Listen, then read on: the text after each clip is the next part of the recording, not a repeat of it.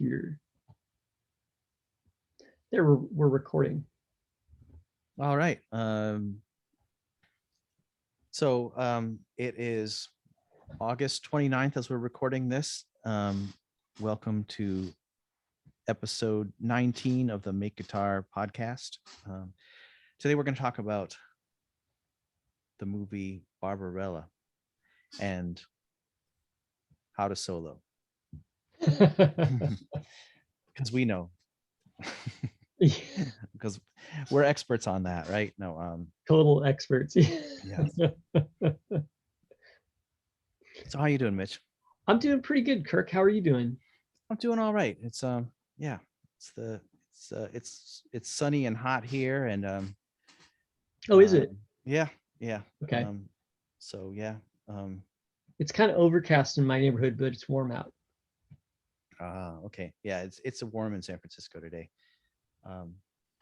So I'm out by the ocean though, so like it's kind of overcast, and then the Twin Peaks kind of blocks the fog or whatever. So like everybody on the other side is kind of sunny, like down in the Mission and the Castro and downtown.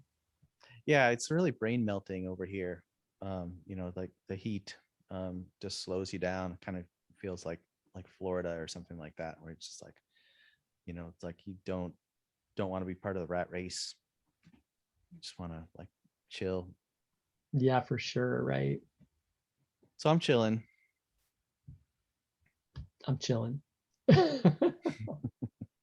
Yeah. Hey, so so I guess you got a gig today. Yeah. Nice. It's a celebration of life for a bass player who passed away a little while ago. And yeah, there's a gathering down at Washington Square Park at some point in the day, and then they're going to second line it down to Tupelo. Oh, cool. Well, you gotta represent for the bass players, right? Yep. Actually, this guy he was the first person to show me the bass player what's it called, support group. It's a video about a bunch of bass players at a support group meeting, talking about how like nobody gets them, and it's very funny. Oh, that does sound very funny. Yeah, I'll try to find it, and I'll put a link in the description. Nice. Yeah. Okay. So yeah, we're gonna do a short episode today because you got to go out and do your gig. Yeah, the shorty but a goodie, I hope. Yeah. Right. So hey, so we watched Barbarella, right? What was your impressions of Barbarella? Well, I've seen Barbarella several times, and I've always thought of like a really like kind of groundbreaking, cool sci-fi movie. But I think since we started doing this movie series on our podcast, I've been focusing more on like the soundtrack as I watch these films. And just a few weeks ago, we did Danger Diabolic, which is the movie that John Philip Law, who's in Barbarella, he had just done that movie with Dino De Laurentiis prior to doing Barbarella. And that one has, the great soundtrack by Ennio Morricone. And I think you said, it's just a more, it's a tighter movie. Whereas Barbarella it's got a lot of really great visual ideas, but the soundtrack is, it's fairly, it's fairly standard, like 60s pop. With a little bit of a psychedelic bent to it, but it's kind of, it's got some of that Herb Alpert and Tom Jones like vibe to it.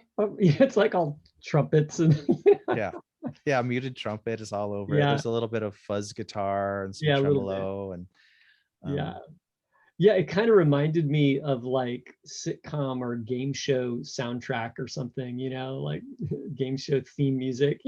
Like, yeah, it was kind of sad. you know. Hmm. So hey, I got a question. You just pointed out like Law, John, was it John Philip Law? Was that it? Yeah. Was he, did he play Danger in Danger Diabolic? Yeah, he played Diabolic, and then he also was in CQ. He was the, the the the mysterious guy in the tunnel. Um, that was his last movie, was CQ. Yeah. Okay. Oh, funny. Oh, that's really funny because I thought I recognized him, but I couldn't place him. And then now when you mention it, I was like, oh yeah, he's Total Danger.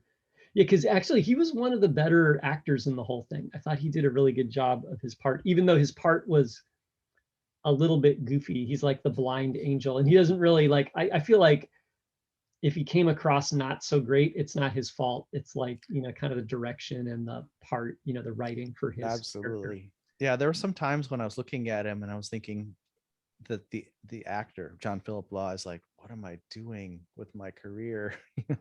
Like that's the expression on his face. Um, Yeah, yeah. I mean, um, ostensibly he was just blind looking off into space. right. Yeah, but I think he did a pretty good job of being blind. He didn't look um Jane Fonda's character, and Yeah, he didn't look anybody in the face. He did look blind. yeah. I think like for me, like the best acting in there was Duran Duran. I forget who the actor is, but the guy that plays Duran Duran, I thought he was the most convincing character in the whole thing. Right, right, yeah. Well, he definitely put the most kind of like gusto into his acting. Yeah, yeah, yeah. Um, The other character that I thought was good too was, I forget his name. It's the guy on the ice planet. But I feel like, what it was is he's actually the most interesting man in, that beer yeah, commercial. He's like that guy, but before coming to Earth, he was like capturing children on the ice planet. It'll make you the most interesting person. yeah. No, it's really interesting. Like when you first see the guy, you kind of think, oh, he's like a good guy. He rescues Barbarella from the children. But then when you find out what he does, I mean, you really don't figure it out until you go down to the subterranean level of the planet and you see like he's capturing children to he works for the great tyrant, right? Um, he's not a good guy. Yeah, I don't know. I see him as kind of a mercenary, like Hmm. he's not like a bad guy, but he's not on the side of good too. You know what I mean? He's Yeah, not well, he he's not works for the fighting a bad good fight. guys. Yeah. Yeah, he's getting paid. He's sort of a Boba Fett. Yep. Yeah. Right? Yeah, that's a good way to put it. I don't know. He's kind of a weird character. And then the whole movie is like all the sets are kind of like your 60s, like, hipster, crib or something. Everything's like shag carpet and just Right. like his chest. Hmm. You Well, know. I think the great tyrant, like the aesthetic of Pallenberg's character and her, I don't know if it's her castle or whatever, but like that set was really cool. It might have been a matte painting also, but it had a very different aesthetic to the, like Barbarella's spaceship or uh, that guy. I can't remember his name, but his little ice sailing ship, which was Oh all yeah, very yeah, 70s for yeah. fireplace, kind of thing. Yeah, yeah. It looked like they hired a couple art students to put that together. Like Yeah. that thing was like kind of lame. But the I forget what they called it, but the evil queen, like the Black Queen or whatever her name is, Oh, the great her tyrant. set is pretty good. What'd you say? The great tyrant. Oh yeah, the Great Tyrant. So like her set is pretty good. You know, um, it's pretty good. Like I like that, and I like the Dream Chamber, the Chamber of Dreams or whatever that is. And they're kind of walking through. It's like, in the 70s, anything that was made of plexiglass was high tech. Yeah. You Right. know, so everything's plexiglass, but then they're kind of walking past it and it's kind of warping their figure. Yeah. That's kind of a cool scene. Yeah, and I was trying to think. I was trying to kind of decipher like how did they do those visual effects. a lot of the effects you can kind of tell how they were done, and they allude to that in CQ, where they pull off one of those effects using like a fish tank and oil or something like that. Oh yeah, yeah. um, but this is where those effects were originated. um, Yeah, I forget if they had green screen that far back or if they just did it with like a projector or something, you know. yeah, I don't think they had a green screen. I think that um they did have, like you could do double exposures when you would just use like a large area of black or some negative space, Yeah. and then whatever you film after that is going to appear in that dark area. um Yeah. so I think they did that, and then they would do projected backgrounds.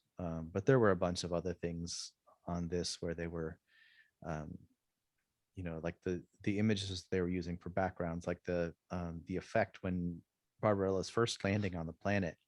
I think that is done, with like different colored oils and you know things like that in a tank. Yeah, yeah, it was kind of cool. I mean, I like that quality. I think CQ did it best. Like but obviously they had like modern technology to help them out, right? Like Right. they did a good job of that, you know.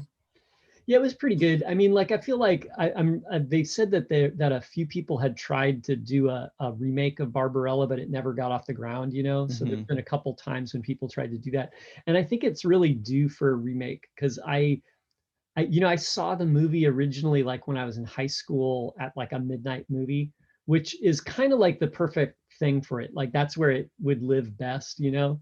Hmm. You know what I mean? Just watching Absolutely. it kind of with a serious eye it's kind of weak, you know, to be honest.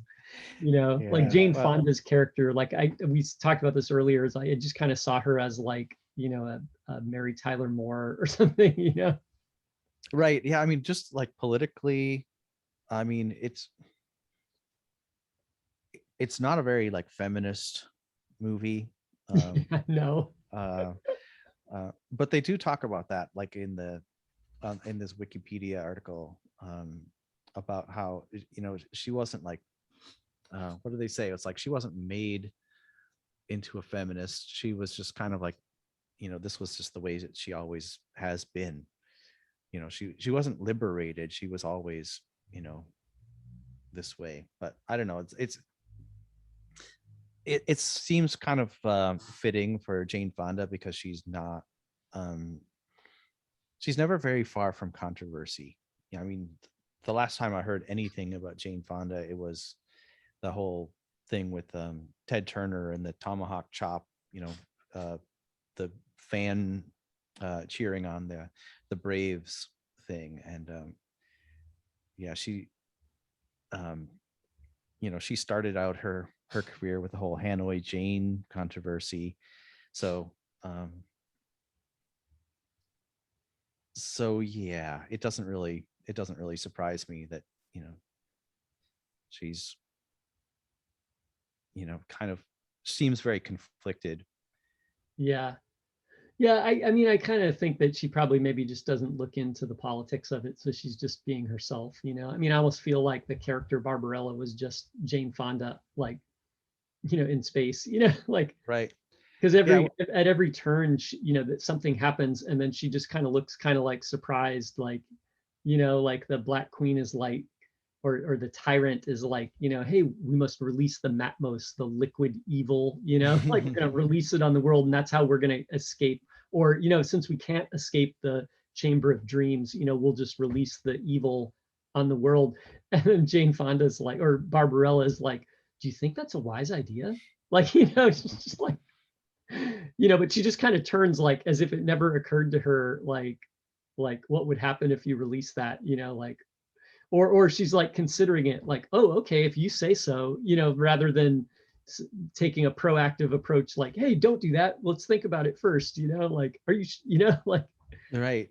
Yeah. Well, it seems like, I mean, from again from the Wikipedia article, the director, Roger Vadim, who was also her husband, um, he was drinking more and more as the production went along, and I think probably he was, um, he wasn't putting his full attention into directing the action. And so she was kind of on her own, I think. Also, I think there were some other things about how she was like really like insecure about her body, and she was bulimic, and she was being put into these situations that were really like, you know, didn't feel healthy for her. Yeah. So yeah, definitely has a dark side to it. Yeah. And the idea of there being a remake of it, I feel like it would necessitate some, like a political correctness, or like a wokeness um, reboot. And that's a kind of a slippery slope. I think a lot of um, people have a reaction just to that idea. Um, like woke Yeah. reboots. Yeah, that is kind of a weird idea because the whole thing hinges, like a big piece of the story is the sex, right? Like they're all having Mm-hmm. sex all the time, and that's kind of the joke in the thing too, is like, though I think in some ways she kind of handles it well. It's not like, like she's like willing participant, she's not getting coerced, and a lot of it's up to her. And then she kind of, I don't know, she kind of wins all those exchanges, and, you know, which maybe is also part of the, I don't know, like the sexism of it, but Right. I think she plays it well, I don't know. Yeah. Well, I mean, I think it's also, it's a universe, and when I say that, I mean the reality, the sphere of reality.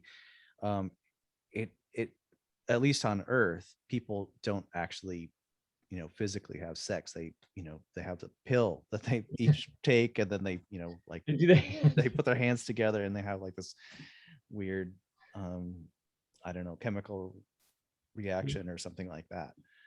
Um, it's sort of like she's introduced to, the traditional way of sex by the hairy guy who captures children on the ice, in the ice ship. Yeah. Yeah, it's pretty weird. Yeah. And then she has the pill with that, the guy, the rebel guy, Mm-hmm. and then he's just kind of, when he's done, it's like his hair is all he's smoking, he just can't take it, it's just too much for him. Yeah. Yeah, that was very funny, you know. Yeah, it was kind of, the whole thing was just kind of ridiculous. Yeah. Yeah. It's not a serious movie. No, no, yeah. So yeah, I guess if they redid it, they'd have to like either make it the kind of rated R comedy, or though they gave it an NC-17 rating. I think when I watched it, or I looked it up, and I think they rated it NC-17. I'm not sure though. Yeah. I don't, I, I didn't find anything about like its release in the US back in, 69 or whatever, 68. Yeah. Um, but they re-released it in 77 after Star Wars. Oh. Um, and yeah, of course, it's a lot less risque, 10 years after it was originally made. Um, but Yeah. What's funny about it is it's really just like another movie that's like the roadmap for Austin Powers. yeah, yeah, very, very much so. It's very funny. Like if they did an Austin Powers of it, like maybe that would be a good take on Barbarella, if they just put it in this Austin Powers kind of, machine, and shook it up. Yeah. Well, like at the time that it was made, there were also things like in like Flint, which is also Oh very yeah. like Austin Powers. Um, it's goofy. It's sort of like like a James Bond. I mean, it was of course made back in the late 60s, but it's got that. It's like James Bond but goofy. Yeah. James Bond was never that as goofy as these other movies. Yeah, yeah. Yeah, Flint is like another one. It kind of takes the James Bond but moves it on the goofy scale, like, because it's like some of the things are like almost comedy, in Flint. Yeah. I actually liked Flint when I was a kid. I thought it was good. Yeah. I never watched it. I knew that, of course I knew the the term, but in like Flint, but I Yeah. never saw the movies until maybe 10 years ago. Yeah. Wasn't there one like Our Man Flint? There's a couple of them, Hmm. I think. Yeah. Yeah. Yeah. One of them's in like Flint. The other one is Our Man Flint. Yeah. Yeah. I remember seeing them. I forget, it's been so long, but I remember seeing them when I was a kid, like in like elementary school age. So it had to be in the 70s, early 80s at the most. But yeah. Anyway, yeah, maybe we should put those on our list. I think they're better quality. Yeah. Yeah. Actually, well, I'd like to watch them again and, like kind of be on the lookout for the other, like for like the soundtrack and, the Yeah. effects. I mean, as I remember, it's about the same quality of, like the production quality of like a Jerry Anderson show, like the what was that one, like Thunderbirds, or that one about the was a live action one with the uh like uh Streaker and I'm not remembering it right now. Oh, UFO. Did you ever Hmm, see UFO? I don't think so. That's pretty great. Pretty Well, great show from I the got to watch 60s. it then. Yeah. Yeah. Yeah. It's a Cool. whole series. Okay. Nice. Well, let's put that on our list. We'll come back to that, right? Yeah. Especially if it's got a good soundtrack. We got to talk about the soundtrack. Right. Yeah, I will say there was one part in the Barbarella soundtrack that it was what I was expecting out of a soundtrack for this kind of a movie. It was um you remember the scene where the angel, John Philip Law's character, is flying Barbarella to the Great Tyrant's castle, and she's using her mini missile launcher to take out the Black Guard. Yeah. Yeah. And the soundtrack during that part was totally electronic, Yeah. and well, for a while, and then it switched up to the goofy action, like trumpet, MIDI Yeah. trumpet thing. But yeah, that was pretty cool. Yeah. I feel like that scene kind of inspired the Flash Gordon too. Oh Kind of yeah. reminded me a little bit of the fight scene in Flash Gordon. Yeah. Yeah. Yeah, Yeah. it's really interesting. There's like this common thread that runs through Dino De Laurentiis's movies. Like you can just see like the evolution of his vision over, you know, Danger Diabolic, Barbarella, Flash Gordon. There's probably a part 4 to that. I just can't think of what it would be at this time. Yeah. What's funny about that too is just like just while we finish up, wrap this topic up, but um I'm more inspired by those movies and the comics that they came from Mm-hmm. than I am by the big budget Marvel and DC comics. Like so Totally. like, Superman and Spider-Man and like, Wolverine, like, it doesn't really do anything for me, and it's so Hollywood, it kind of irritates a little bit. It's just, oh, another explosion, like, you know what I mean? And the characters to me are less interesting, because they're like super characters, like they can get away with anything, they never die. Yep. Right? So like the story of Flash Gordon is more interesting, like I'd like to see more of that. Yeah. Yeah, absolutely. It's kind of weird. Like Flash Gordon never really had a comeback other than the 1980 movie. There has not been like a resurgence of Flash Gordon. I guess Buck Rogers, it's the same thing. Like a few years after that, there was a Buck Rogers series. Um, but yeah, it wasn't as visionary as the Dino De Laurentiis Flash Gordon. Yeah. Well, we'll see. Maybe someone will do something with it. Like CQ kind of did that. They kind of, obviously they were inspired by these movies. Yeah, yeah. Well, Cool. certainly a lot of I think these movies inspired a generation of filmmakers, and the opportunity to make something that's kind of lower budget and really spectacular like this, they're very rare. um, you mentioned Marvel and Star Wars. There's a kind of like a new aesthetic for making something that's realistic. I think like the newer Batman movies kind of did away with the fantastical, um, cartoony, comic booky aesthetic of earlier shows and movies. And that's I think that's a little sad. Yeah. Yeah, I think like there's a lot of film nowadays. It's like a little too realistic with the violence, Hmm. right? You know what I mean? So And like, I think it glamorizes it in a lot of yeah, ways, or just normalizes it. Um, yeah, right. Yeah, you see enough of it and you're like, oh, people are bleeding again. It's not a big deal. yeah, Yeah. yeah. Anyway, so let's see. So what are you listening to this week? You hear any good music? I heard Mick Ronson's solo music that, for the first time. I'd never listened to Mick Ronson, apart from his work with David Bowie or um, uh, the Velvet Underground. I think he and David Bowie collaborated with Velvet Underground, or maybe it was just Lou Reed. Um, but yeah, Mick Ronson, he had his own band. Huh? Oh, and he also worked with Ian Hunter. Huh? So yeah, there's more more Mick Oh, Ronson to be heard out there. yeah. I gotta go look that up. That sounds pretty interesting. What, Yeah, when it's did he, it's it. when did the album come out? Um, well, I think he was active, throughout the 70s and 80s. I think he died in like 96 or something like that. I could be completely wrong, but yeah, he had a long career. I think he even collaborated with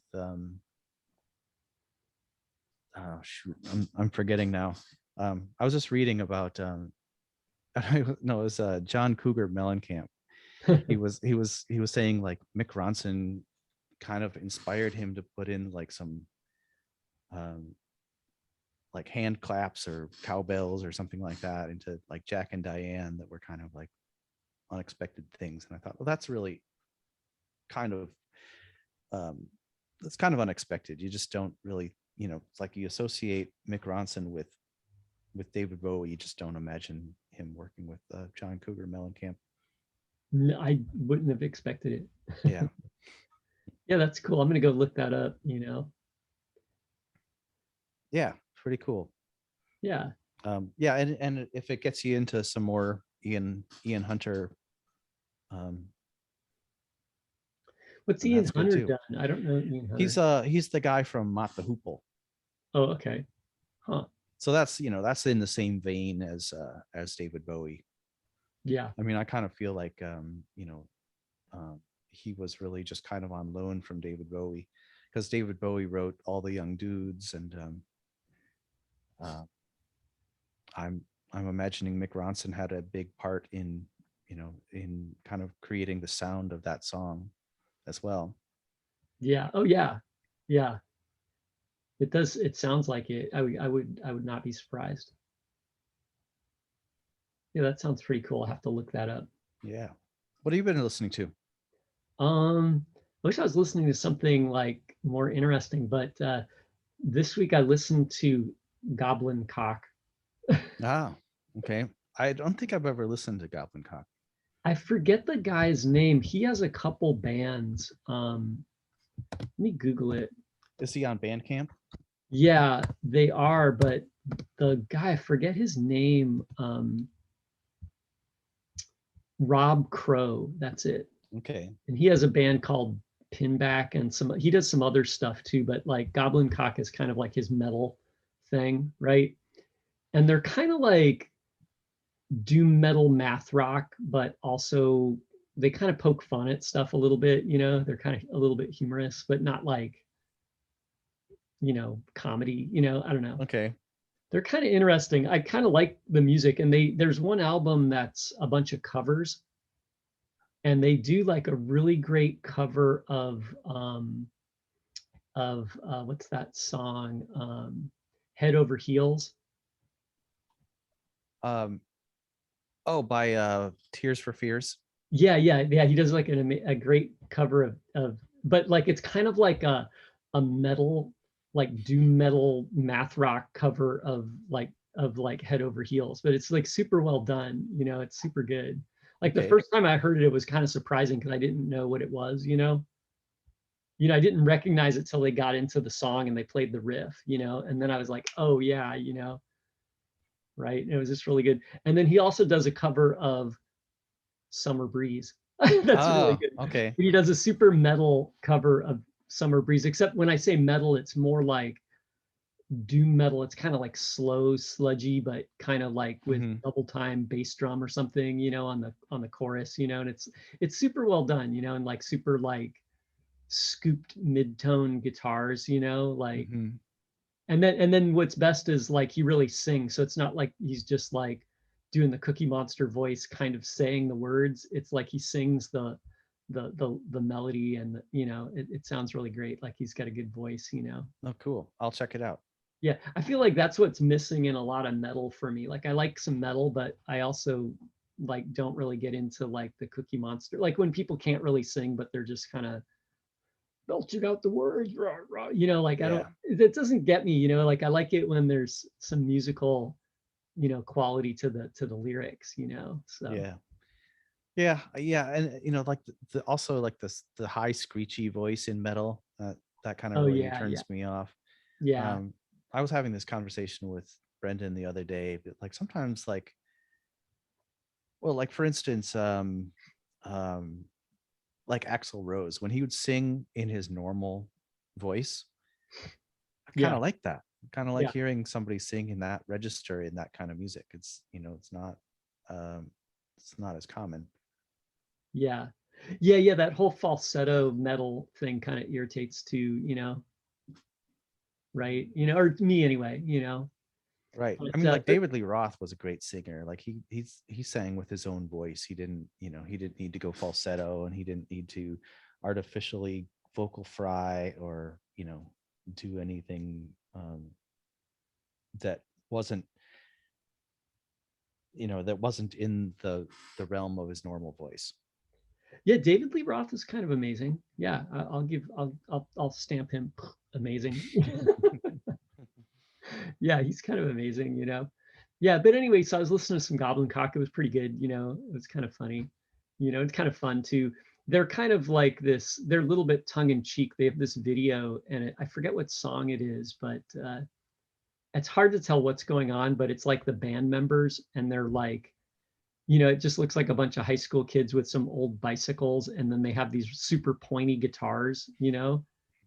Those super pointy metal guitars, and they're all wearing these like hooded bathrobes, these black robes, and then they're up against these like field hockey, these girls that are like super burly field hockey players, like it's just kind of this ridiculous scene of these like, scrawny metal kids, with like hooded robes, like a bunch of druids, like pointy guitars against like the field hockey players, like I don't know, it's so ridiculous. You kind of have to see it. Mhm. That's cool. So they're nerds.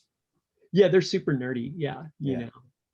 yeah. So anyway, so I listened to that. I guess like the album I was listening to, I think it's called Bagged and Boarded, was their first album, and it came out on Bandcamp. I don't know why. I think like it was out on some other label, and then he put it on Bandcamp just recently. It popped up, and so I was like, oh, I'm gonna buy that on Bandcamp and listen to it.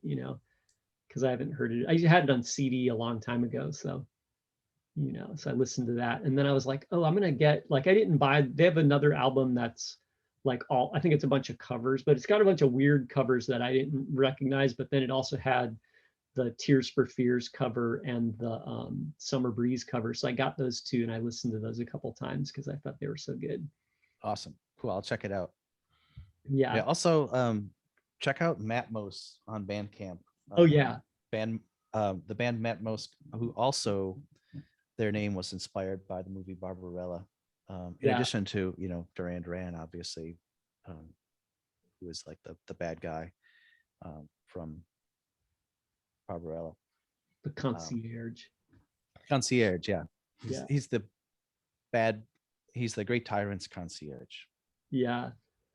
Yeah. Yeah, I guess Goblin Cock too, they have a lot of weird time signatures, but it like, so like they kind of have some interesting stuff, it's kind of like like I was walking along and I was trying to count the time, and there's a bunch of songs that were like 7, or like, Oh, or it'll be okay. like the drums will be in 4, but then the guitar's playing in 3, like 3/4 over the top, of it. Oh, cool. Or Okay. they'll have a song that's in 5 for a part of it. It's or they'll have a 4/4 song, but the drums are not like it, like they don't have a backbeat. I mean, I'm a big fan of the backbeat. Like I like this. Is that would be like the snare on the 2. Boom, Yeah. boom, like I think that's great. Like I love a lot of music with that, but they kind of don't, they don't do a lot of that. Like Hmm. the timing will be like really weird. Well, that'll be good for me. It'll stretch uh my musical um imagination out. Um, I'm pretty much, like 4/4 and 3/4. Like that's kind of like um, the realm that I play in most of the time. Um, Yeah. so yeah, it'd be good to hear some different time signatures. Yeah, I remember speaking of that, when I was in high school, I had some friends that were in a band, and they were a great band. They were like super good, like they'd play parties and stuff. It was a great scene.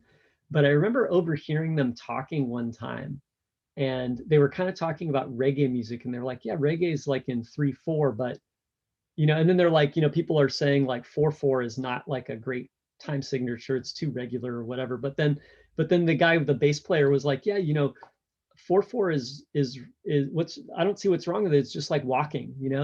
Yeah, Like it's good for dancing, because it's like 3/4 is a little weird, when it comes to that, like, and that was kind of like conversation that they were having, and it was kind of interesting. yeah. Well, I think there's something to that, and like the fact that bands like Rush, traditionally don't have a lot of women at their shows. Um, and I don't, I hope this isn't sexist, but I think women like to go out dancing. They like to go see a show, and like they want a good beat that they can dance to, and like 5/8 or whatever, like some of the other more advanced time signatures or time signature changes in the middle of a song. um, it might be interesting for music nerds, but it might not be so interesting for people who just like to dance and shake the booty. That's a good point. Like I always feel like that's like the, I don't know, like the your North Star. You should always be shooting for like getting people out of their seats and dancing at a show. Like if you can get them up and moving, you've captured the audience. Absolutely. Yeah. You know? Yeah. And I think we can extend this to like long complicated solos. um I think yeah, like the musicians, the guitarists in the audience, they might be impressed by that, but I think um a lot of the audience, maybe they're not musicians. um they don't mind a guitar solo. It just helps raise the energy of a song, but they really just kind of want the song in a neat little package. They want it to be um catchy, they want it to be upbeat and danceable. So like Yeah. a nice tight guitar solo doesn't have to be hard to play, doesn't have to be flashy. um that's I think that's going to be more successful in the long run than something that's like 15 seconds long or 5 minutes long or whatever. Yeah. Yeah. I mean, like I think, if you can get, I don't know, if you can like get people's attention, get them into the music, and then give them, it's kind of like in that movie, the what is it that about Queen? Was it called Bohemian Rhapsody? What is that? I forget the title of the film.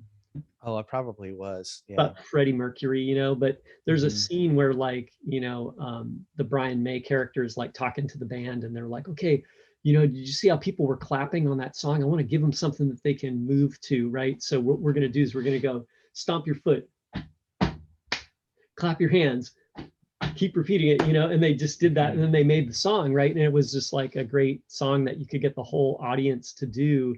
And I think that was kind of the genius of that. right? Just give the audience something to participate in, and the like dancing can do that too. Yeah. Yeah. Well, Queen's a great example of a band that, like, they did service to their audience. I was trying to, well, I won't get into it, like how I got onto it, but I was thinking about the album The Game, which was, I think, around 1980 or something like that. So it's a later album, maybe later than that, but that one had Another One Bites the Dust, and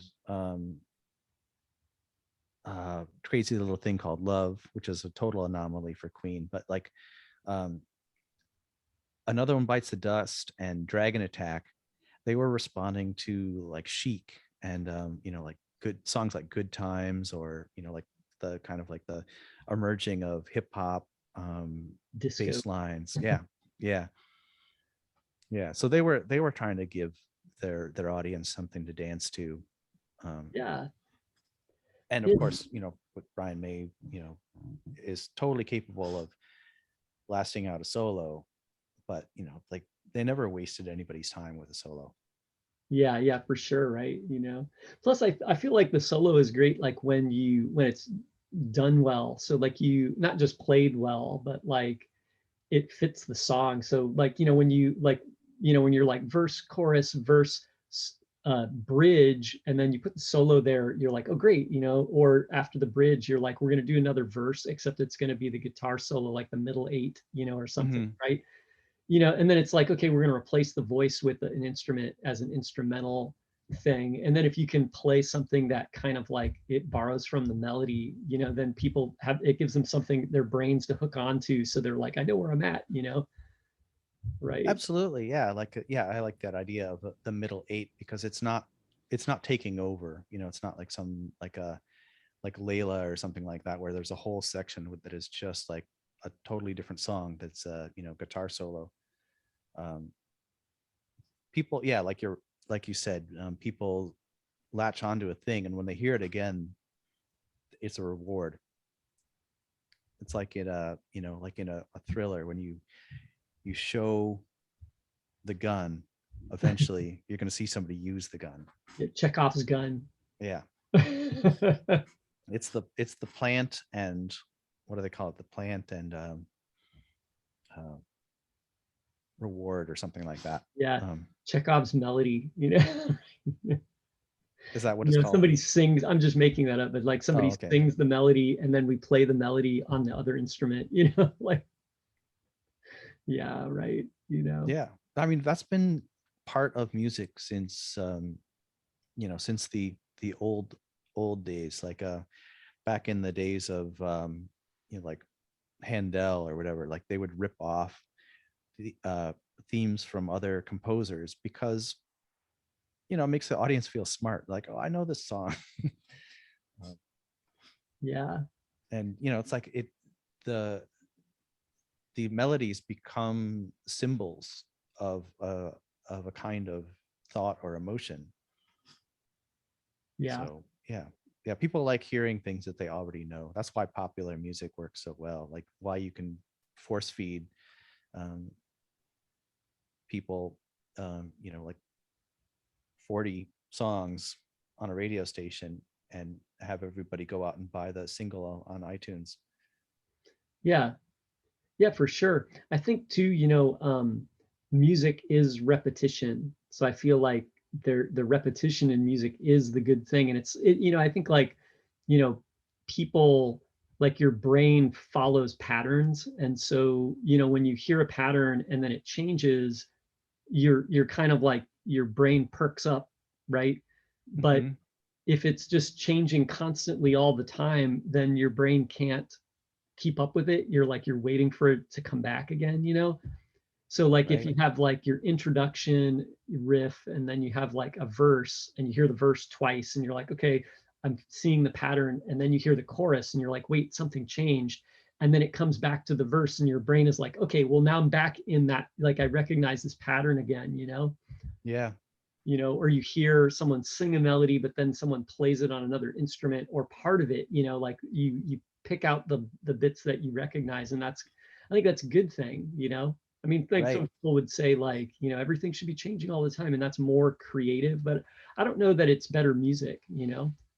I definitely don't think it is. Yeah, I mean, here's an example. It's not exactly like they're quoting the melody, the vocal melody verbatim, but um, so my friend Otto was talking about the solo from "Who's Crying Now" by Journey, and uh, Neil Schon, he likes to play a lot of notes. He's like a shredder guy. So like the um, as they were recording it, um, Steve Perry had to kind of step in and write the melody for that solo.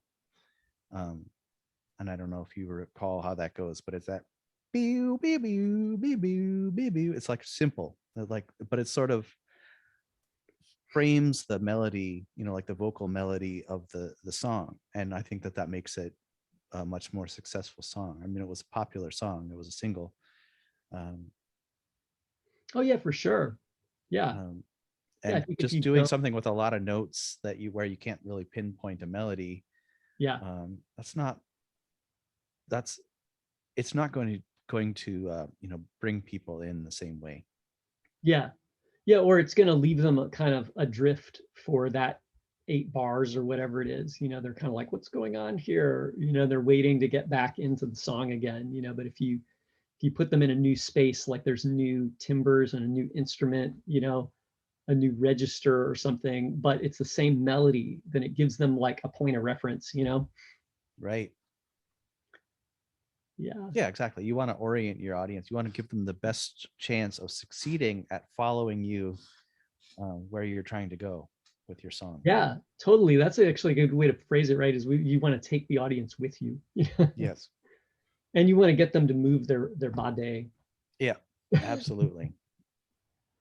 Yeah. Right. Unless you want to be Rush and, you know, like not have any women at your show. I mean, I think that when you have a band that appeals to both men and women, there's this chance for longevity, because eventually people are going to be like, oh, you know, I want to go see this band, but my girlfriend doesn't want to go.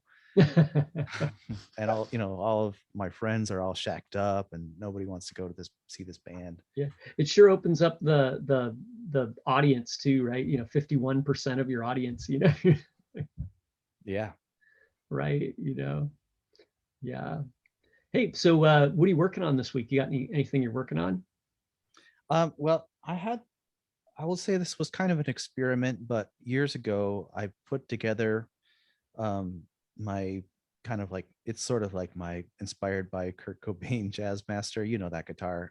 It's Cool. got two humbuckers, Yep. but it has two volume pots. It's got a volume pot for the neck and one for the bridge. And it's it's become irritating to me. So I'm going to rewire that so that Oh, it good. has one main volume and a tone for each pickup. And I'm going to keep the mini switches for, you know, for coil splitting and the regular pickup selector. But it was an experiment, and it didn't work out. So that's going to be that's the project. Yeah, yeah, let's talk about that, you know. Yeah. That sounds like a great Yeah, project, right? Rewiring yeah, the guitar. I think that's a good guitar to rewire too, right? yeah. So you can just be changing the strings and then you can open the whole thing up. It's pretty easy to work on. Right. Yeah. I mean, Because you do have to I take the think if I strings off. recall, everything's on the pick guard, right? So Yep. yeah, so you could just Yeah. rewire. You could change the strings when the strings are off. You just pull out the pick guard. You know, they probably have to maybe disconnect something, but or maybe there's enough wire where you can flip it up.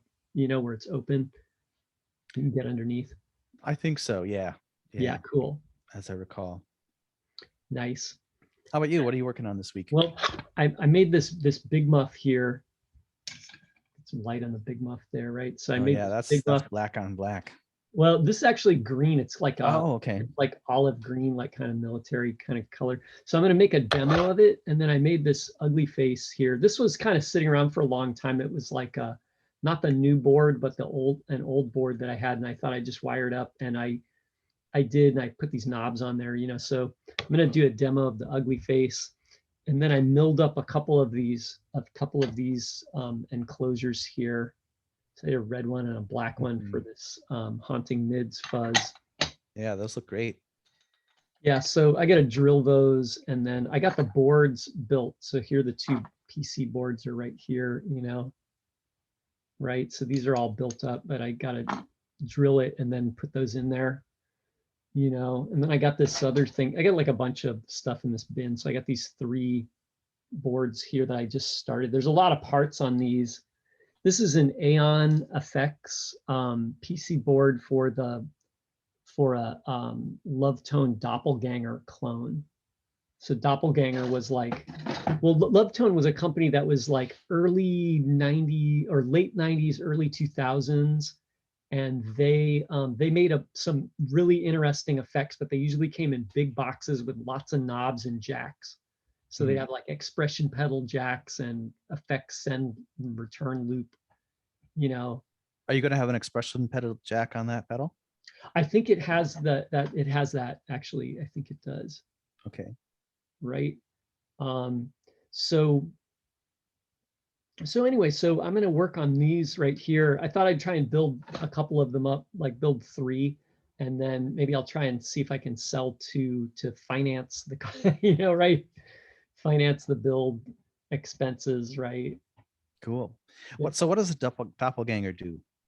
It's like a phase shifter, but with a bunch of options. So it has I think it has like 2 phase shifters in it, and there's 2 LFOs. So the 2 phase shifters can run at different rates and different waveforms. So there's a waveform switch for the different for the LFOs that feed both the phase shifters.